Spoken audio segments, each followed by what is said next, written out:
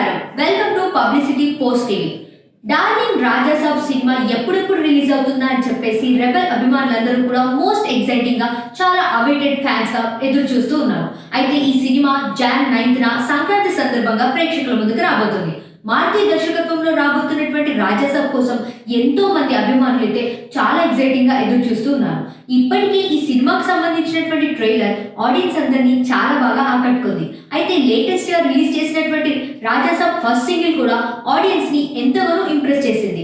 ఆ first single లో ప్రభాస్ ని మళ్ళీ వింటేజ్ ప్రభాస్ లో చూసాము అని చెప్పేసి రెబెల్ అభిమానులందరూ కూడా చాలా హ్యాపీగా ఫీల్ అవుతున్నారు. అయితే డార్లింగ్ ఫ్యాన్స్ అందరికీ మరొక గుడ్ న్యూస్.